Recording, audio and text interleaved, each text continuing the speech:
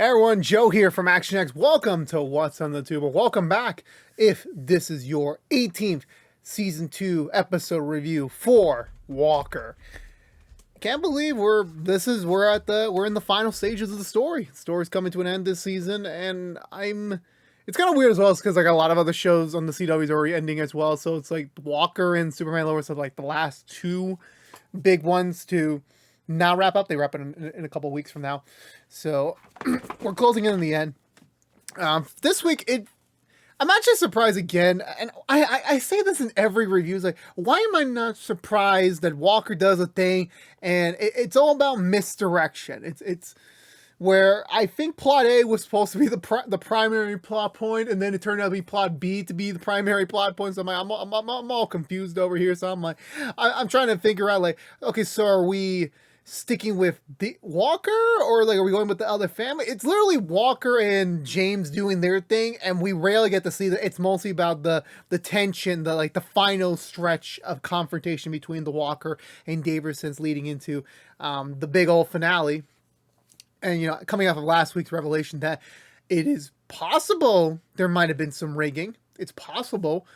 And now that we finally got the confirmed answer, yes, there is something in the works here, and it made this episode filled with even more attention. Keep in mind, family feuds mostly fueled by the stupid people of each family, and then the even the sane ones having to be defensive, because family's family at the end of the day, regardless of if they're idiots or not. Like, you're still going to defend them. But with that being said, let's go through the Butcher recap and talk about this week's episode of Walker.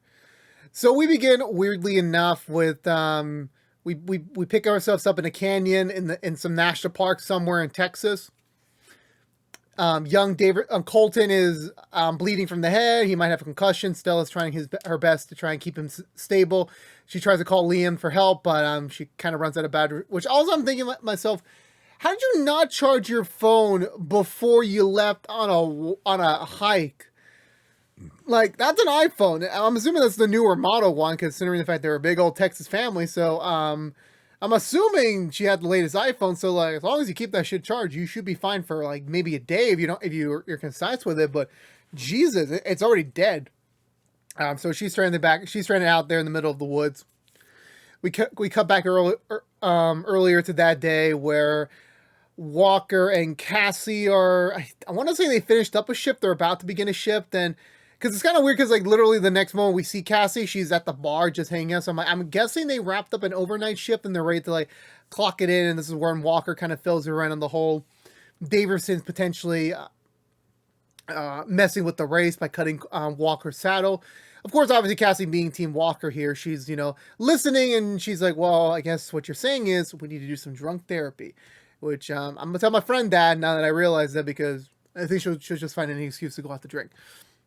But before Walker can join her, James calls him into the office to tell him that, yes, there is some new intel that there's a chance that Miles, Cassie's old partner at the other Texas Ranger station, might still be alive, considering the fact that his wife, who's now banging the captain of that precinct, is acting a little bit suspicious.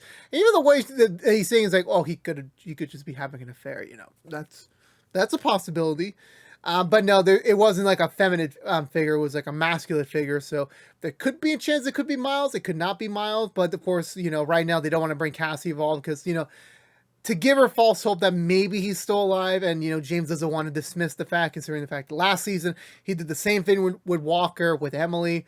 And honestly, yeah, it is learning from his mistake. Like, he doesn't want to repeat things, because it could have been cliche for him to just kind of keep things, passing it along until like maybe till next season, until he realizes again, like, no, we're going to go in now. We're going to check this address. We're going to figure it out. And, if there's something there, Cassie will be the first to know. If there isn't, we don't tell her anything. So they agree on that. So they head on their merry way to go there.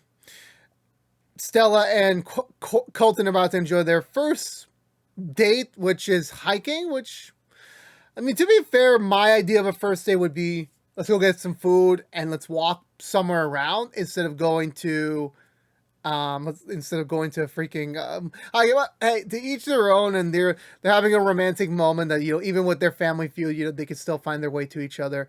They're about to kiss, but it turns out that August is with them, which I'm like, why are you asking him to third wheel again? But there's a reason. August invited his own girl to go hiking with, and I get this. I was not expecting Walker to do the traditional, like, there's a hot girl coming in the distance and the guy suddenly falls in love with her. They do that scene, and like, damn, August is now a player. Like, I still remember season 1 when he was still pined up on that one girl throughout the entire season. Even reaching the point where, like, he literally could have banged her. He literally could have banged her. And I'm saying, like, no, like I'm just saying, like, August, you had a chance. You're a fool. This is coming from me, of all people. Okay, we broached that subject last season. Moving on. So they split off on their merry way. Back at the new Daverson combo ranch, let's call it. Grandpa Walker's working somewhat peacefully. I'm guessing he's biting his tongue a lot, since this used to be his land and now it's the Daversons' land. So he's really biting his tongue here. But Liam shows up to the main house unexpectedly, and D.A. Daverson's kind of yelling him at, like, this ain't your house anymore. Actually, no, I've been dying to say it like this because I had some weird things in my mind when I was a kid, slash pubescent teenager. Remembering saying, like, this ain't your house anymore, Liam. Like, you got to get the hell out of here. But Liam's starts, like, and again, this is the problem with Liam. Like, also backbone context, Liam was at the bar drinking with his new guy. He's not his boyfriend yet. They're still exploring the dating stage, and they're still not quite ready to put, like, any sort of title on it yet. So they're just hanging out, let's call it. And one of the things that he does is, like, every time Liam gets drunk, he makes the stupidest choices. So he goes to the Daversons with literally no evidence besides Twyla telling them, oh, it's suspicious that Cordell's satchel happens to break. Well, no, his saddle happens to break the day of the race, when Grandpa Walker normally tights that shit up to a T. Like, never has there been a, like, okay, that makes all make sense, but that's, like, there's no physical evidence yet. He shouldn't be alerting them so they can hide any sort of physical evidence they could find. But him going to them saying, like, hey, I know you did it, so admit it now. And of course, D.A. Davidson's like, nope, I didn't do it. And then Mr. Davidson comes in and is like, yeah, I didn't do it either. So, like, you're always doing these accusations. You have no proof, and maybe you should watch what you're doing, because next time, you do this, it could lead to more disastrous results, because last time you did this to yourself, you lost your career. So you better be careful what you're saying there, buddy. So Liam leaves in a haste. He asks Grandpa Walker, why has this ever popped into his mind that they could have rigged it? And of course, Grandpa Walker is the most noticeable one in the family. So I was like, of course I noticed. But what am I supposed to do? Like, we lost the race, we lost our house, the name has been tarnished a bit. So I don't want our family to go through more, like, dilemma by accusing them, like, of cheating on the heels of losing. So, because, like, yeah, that's not sportsmanlike. And yeah, it may have occurred, but to the outside people, if you have no real legitimate evidence, they're just going to believe that, oh, he's just crying wolf. Like, he's just trying to get attention to try and maybe delay the inevitable. Which I do get. I do understand that, but of course Liam's not really 100% on board with that.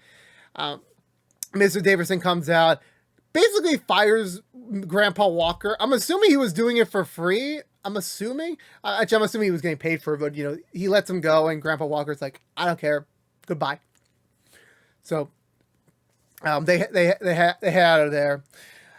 Stella and Colton are enjoying their walk. They hit up like a cliffside canyon, and they just have a little playful race. Like who can reach a bed of flowers like that's a little bit elevated on the so. Which honestly, I always wanted to know, why the heck do flowers grow on there? Like I want to know the natural fauna in that area. Like how are flowers growing into rocks? I need to know this fact. I know it's on the internet, but I want to know about it in another way, if that makes any sort of sense in the brain.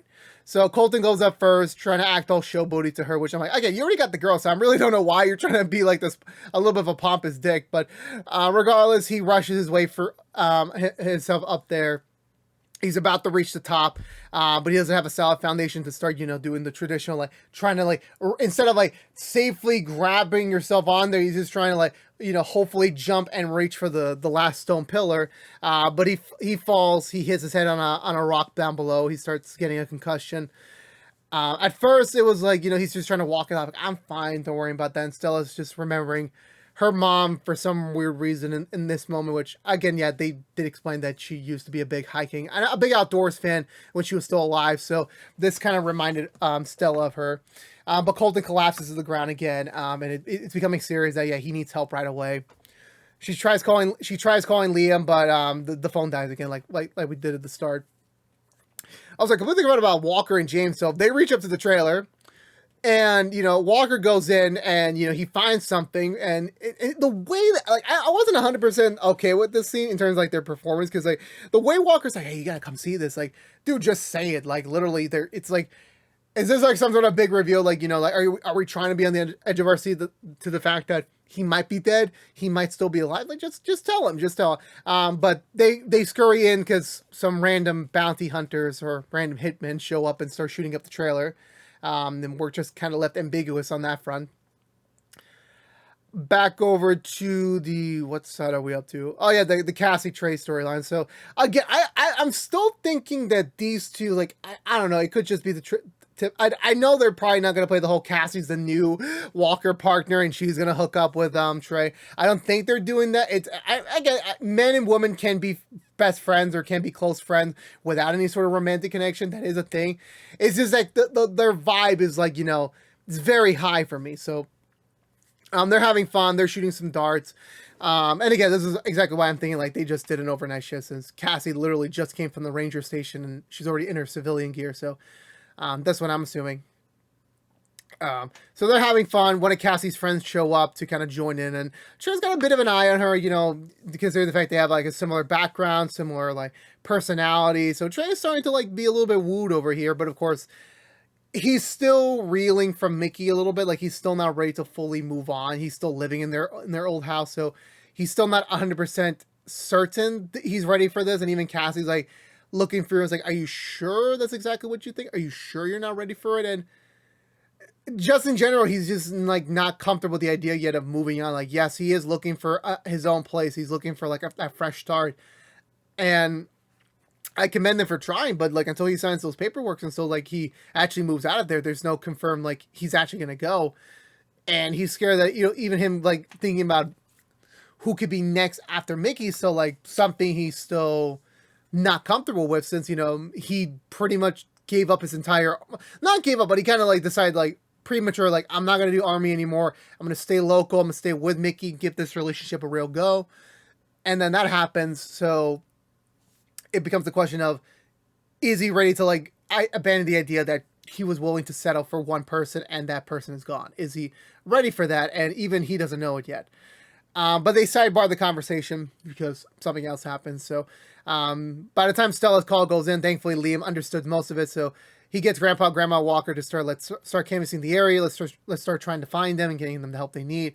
The Davisons get wind of this as well. So they put aside their differences.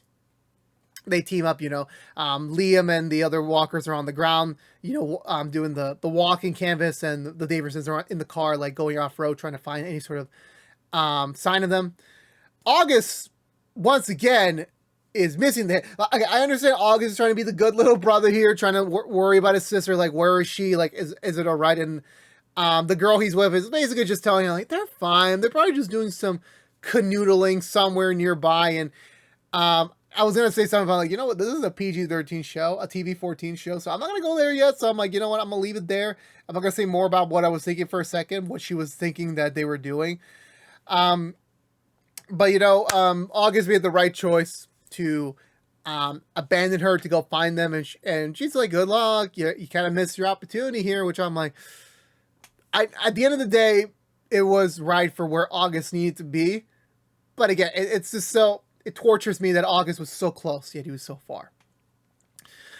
So August is walking by the creek. I don't know how, to be honest with you. He actually catches stream and, falls into like the little river.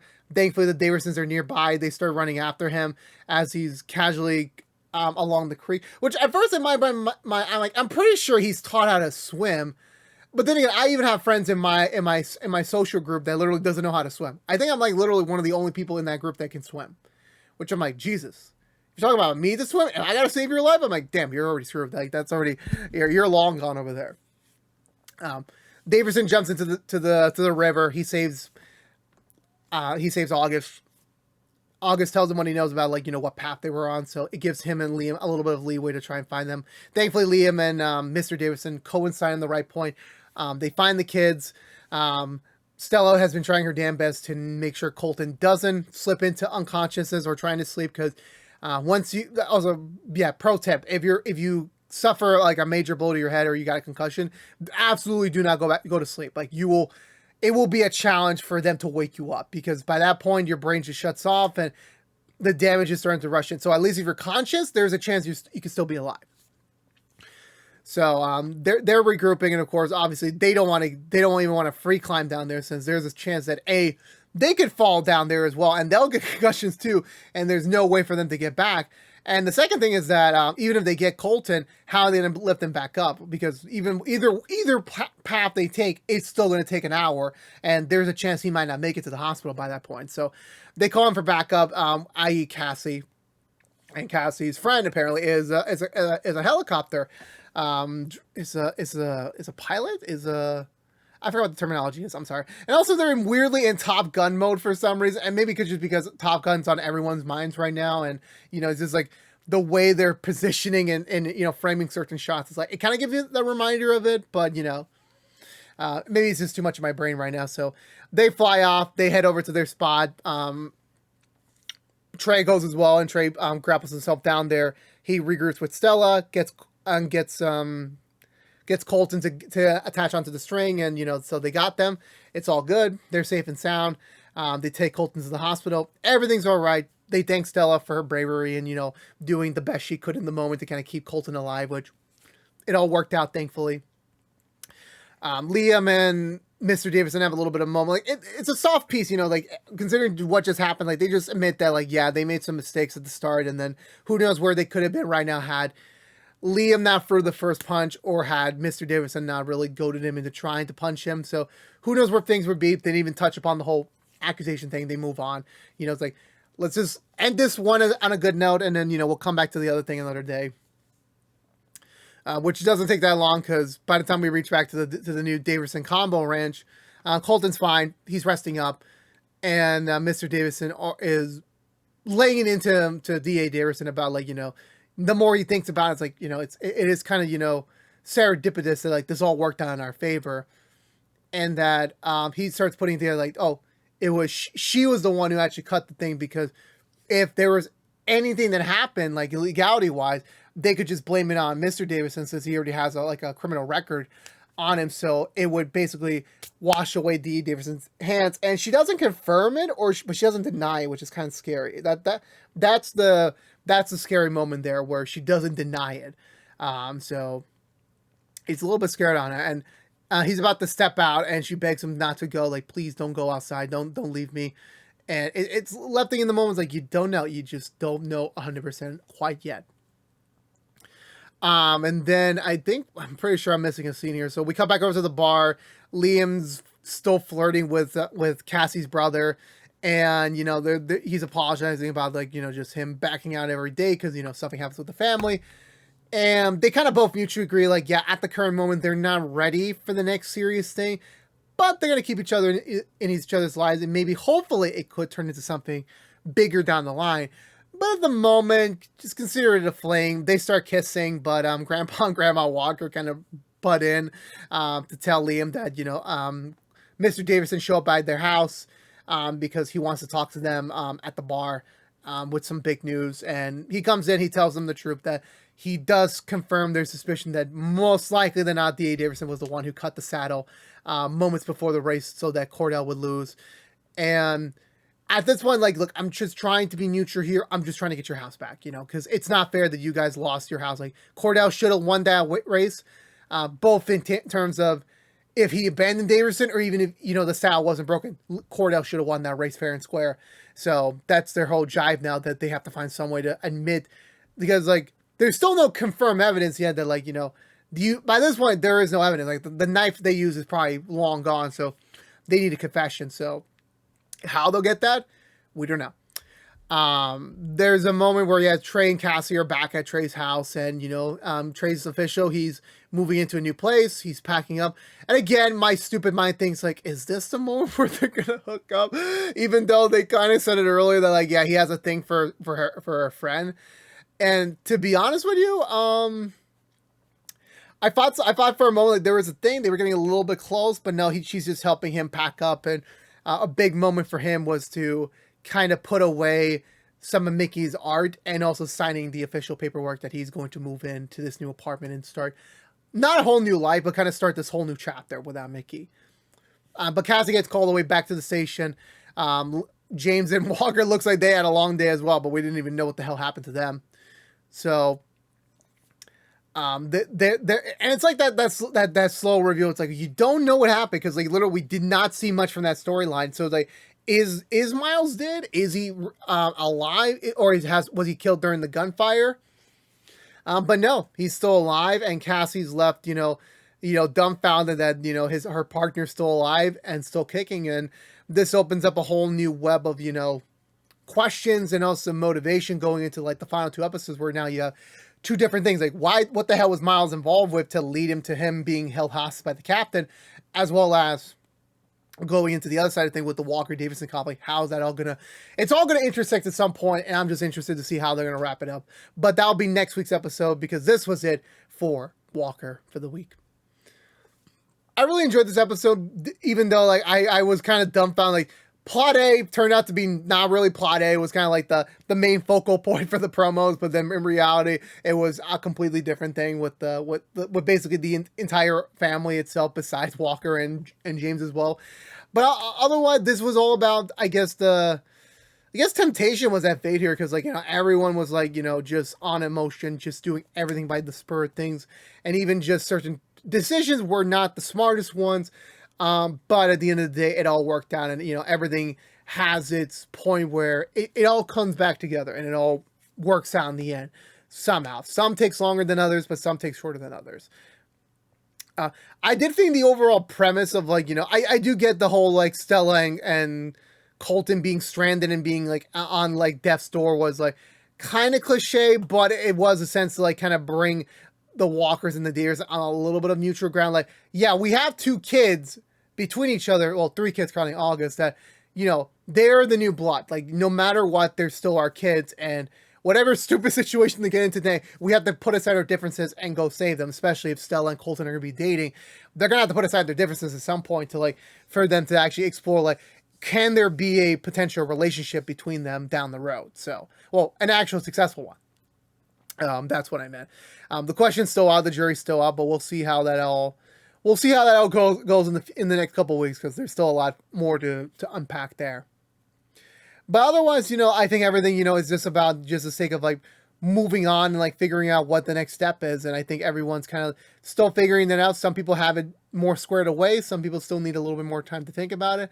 But at the end of the day, every character this week kind of had that idea of like, this is where I need to do next, and this is where I need to put my direction in next, so I can move forward with life. And I think that was the lesson they were trying to theme out today. So I'm going to give this episode 2 thumbs up.